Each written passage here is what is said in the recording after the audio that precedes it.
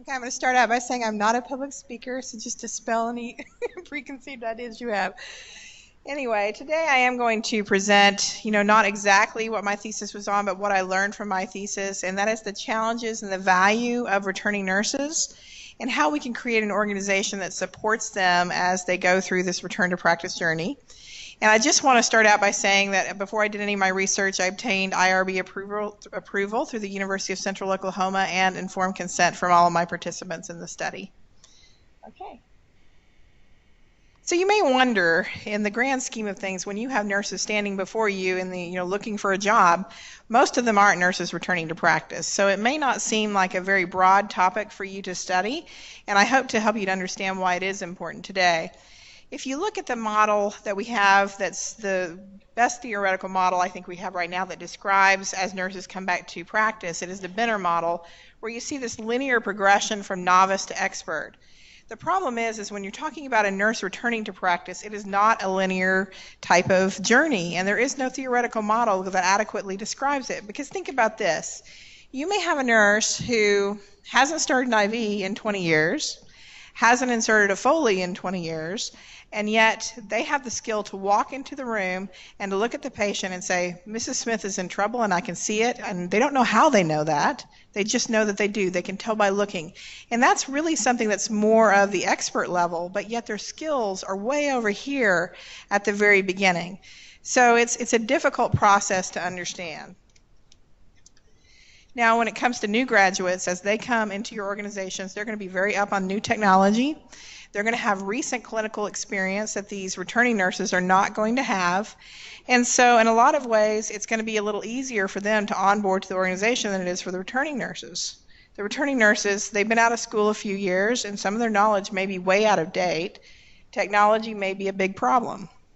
But it's an important thing to kind of recruit these nurses, because the Bureau of Labor Statistics says that over the next few years, there's going to be an increasing shortage of nurses. And part of that's due to the aging populations of nurses themselves, because a lot of nurses are aging out of retirement. And just, all of these different things, the fact that schools can't keep up at the rate that's necessary to educate new nurses, all of these things are going to cause this. Now, when it comes to these returning nurses, there are a lot of nurses out there who used to practice. So you're talking about a pretty large pool of people that's mainly untapped as a source for labor. And when you look at the cost to educate them, it's a lot more expensive to spend $100,000 in 5 years to put a nurse through school than $2,000 to $5,000 in 6 months. So that's the economics of it. They're also more likely to stay till retirement. So the biggest reason to look at why returning nurses is because of the critical and mortal nature of the work. You guys all understand what can happen if a nurse is returned to practice without competency. I mean, you're talking about something that could have a toll paid in human lives, so we've got to make sure that if we hire these nurses and we support them, that they're competent to practice. Otherwise, we are unleashing on the healthcare population somebody who's not safe. Okay, so for my study, I'll just let you know there's not much in the literature about returning to practice. There's a little bit on efforts in the UK to recruit nurses.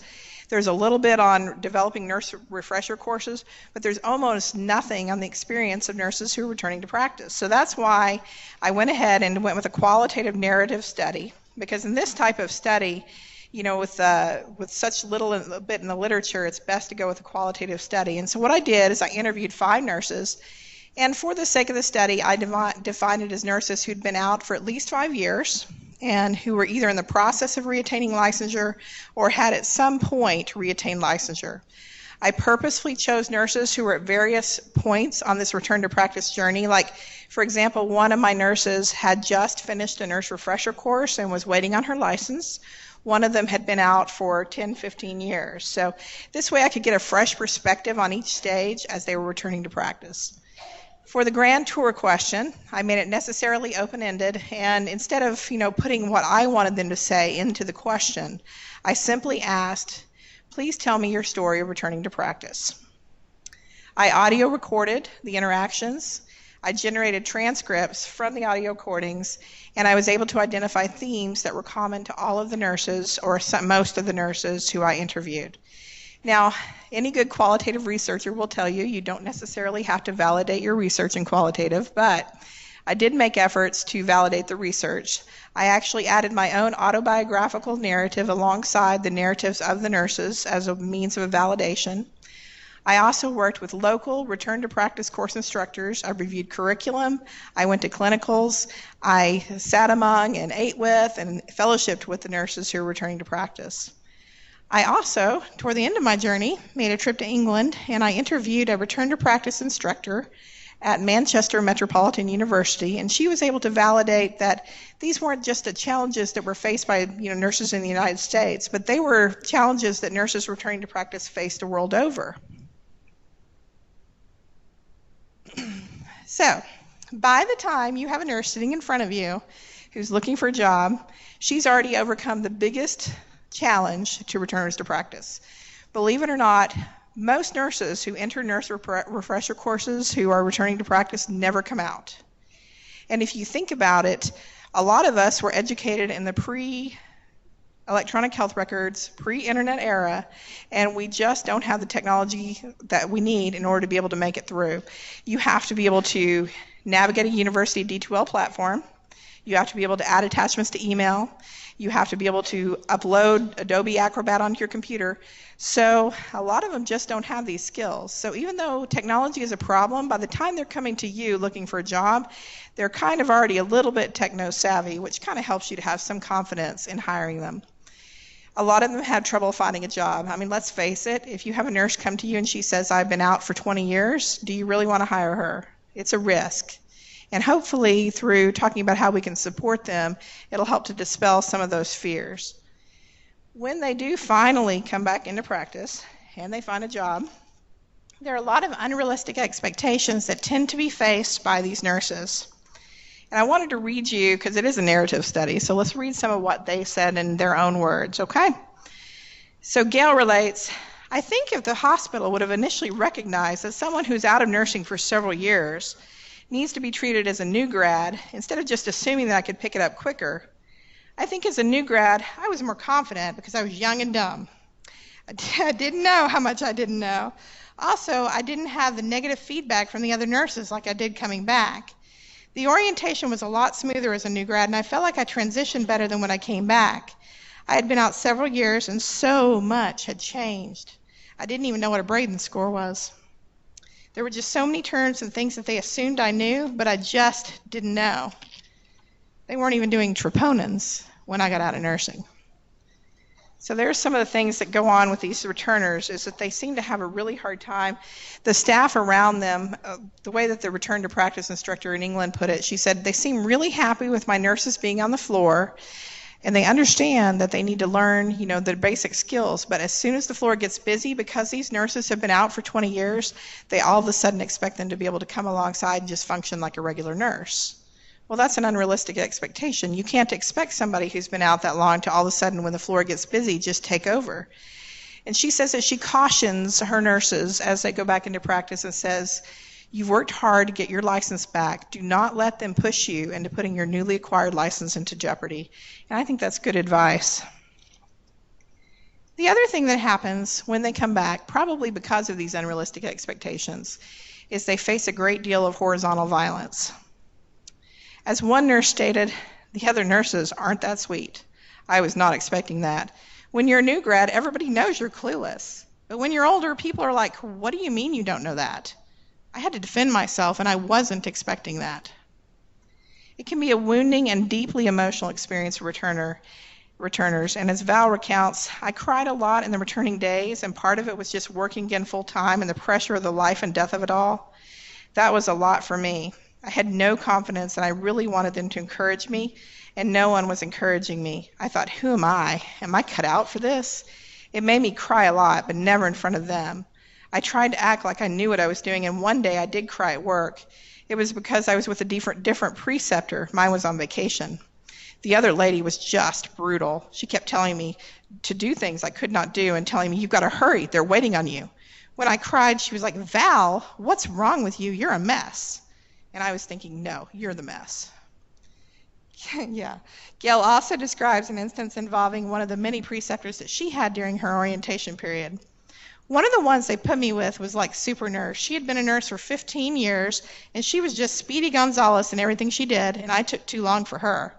She just did not give me any positive feedback in any way. I walked out of the med room one day to hear her talking about how sorry of a nurse I was going to be. I wrote to administration and said, I feel like this nurse is like Michael Phelps, and I'm dog paddling trying to keep up while she keeps saying, do this, keep up with me, without giving me any help on how to do it. It was subtle. She was never mean to my face, but I could hear her talking about me when I would come around the corner or whatever. It was mostly the one, and there was some pushback too from the secretary and some of the techs who had been there a long time, but they do that with every new nurse. I think Gail's story really illustrates just how, the horizontal violence can be, to have come around the corner and hear somebody talking about you, and to have them not be mean to your face, but talk about how sorry of a nurse you're going to be. So probably because of this horizontal violence that they experience, a lot of these nurses report that they experience a great deal of shame, a great deal of fear, and a great deal of self-doubt. Part of the problem is when you've been a nurse before, you know what can happen if you make a mistake. The new grads don't necessarily know that as well. These returners understand it very well, almost too well. And the funny thing is, too, and I just kind of wanted to bring this out, a lot of the ones that left to take care of families, and they don't express a regret for stepping out. What they express the regret is that they don't know what they think they're supposed to know. So it's almost like there's this conflict between what could have been the simultaneous living of two lives at the same time, and that's very unrealistic. I wanted to go on and talk to you about what happens when somebody is returned to practice. Probably because of a lot of the challenges that they face, a lot of these nurses tend to be very empathetic when they come back. These are the ones who are going to make your wonderful preceptors on the floor because they know what it's like. As Gail reports, after 2 years I got my certification, so I kind of became the one that they always gave students to and new nurses to precept. Just so you know, Gail went on to obtain her master's in nursing and is now teaching at a university level. The other thing that happens, and that brings up the point of the drive to become the expert, almost every nurse I talked to overeducated themselves once they were returned, probably because they felt so insecure. They went on to get master's, doctoral degrees, a certification in their field. You're looking at one now who went and got her master's degree and is now in a PhD program for that very reason. You don't ever want to be that person who's insecure and doesn't know what you're doing ever again. The other thing that happens is they express a great deal of loyalty to the organization and have a lot of longevity with the organization. So Martha, she's a nurse that I talked to who had just gotten out of the Return to Practice program. She already was expressing this. She hasn't even got a job yet. And she already said, let's see if I can find her quote here. Sorry. I would ask for the maximum amount of time with a preceptor. I know that's maybe time lost for them, but I think in the end, if I stick around that long and go through all that trouble being with a preceptor, I'll feel like I owe it to them. I'm only asking for it because I know that the returns will benefit them. I'd even be honest, I think for me, I need a lot more time than a new grad because a new grad has been through clinicals on a regular basis over the last 2 years.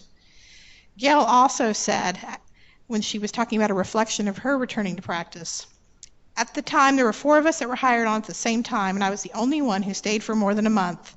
I was her, the nurse managers, least likely to hire, and I was the only one who stayed, and I stayed for 9 years. And that's the kind of loyalty that you can expect from many of the returners to practice because they really feel this sense that they need to give back to the organization that took the chance on them. So you see this longevity, and I may have already told you this, but statistically, these nurses stay until retirement age. So if you have a 45, 50-year-old nurse who comes in, you're likely to have them stay till 65 or 70. And that's very different than the new grad rate where we see 60% of nurses drop out within the first 2 years. So they're a good bet. The other thing is, because of the fact that they are, have been through so much, and because they were educated in a time before electronic health records, it's very likely that they're going to influence the milieu of your units to help bring caring back. and to kind of like what Mary was talking about, to influence the culture around them to really care for patients the way that we used to and that we're supposed to. And that means that your HCAP scores and your likely to recommend is likely to improve. I'm almost out of time here, so let me finish the last thing. So supporting the returners, I just wanted to tell you a few things that you can do as an organization to support the returners. First of all, extended computer training. We give our people maybe 2 days of EPIC. These people need a week. They need case studies. They need to be able to do this before they go to the floor because it's too hard for them to learn the new skills they need and the computer at the same time. Leadership has to go before them. They have to prepare the way and let the nurses on the floor know this is what's coming, this is what you can expect, and this is what you're to expect from them. Adequate staffing has to occur during that period because if your floor gets short-staffed, they will expect someone else to come up to speed and to try to meet that need. So you must adequately staff during that period. That way we can set some realistic expectations for what they can and they can't do. The other thing is a lot of these nurses are old school, so let's get some literary resources going, like textbooks, resources like that, because they feel more comfortable there. And then when you structure their shifts, give them an extra hour at the end of the day to go look it up and to write about what they've learned so that they can bring their education back up to where it needs to be. And the other thing is lots of positive feedback. These nurses are very insecure. The more positive feedback that you can give them, the better at this point. So if we can do these sorts of things and develop a plan as an organization to recruit these nurses, truthfully, we might have a treasure that almost no one is aware of. Like I said, in the UK, they've started recruiting these nurses because they've realized the value of them, but we haven't discovered that here yet. And so I hope that as an organization, each one of our entities will take this information and develop a program to hire these nurses. And I just want to compliment St. Louis University. They are kind of leading the way because I do know that they've already got a program that they've been working on that's in place now. But the SLU Hospital, I think that's the only place at this point that it exists within the system. So thank you all for letting me talk about something I'm very passionate about. And if you want more information, please go read my thesis or come talk to me. There's a lot more. Thank you.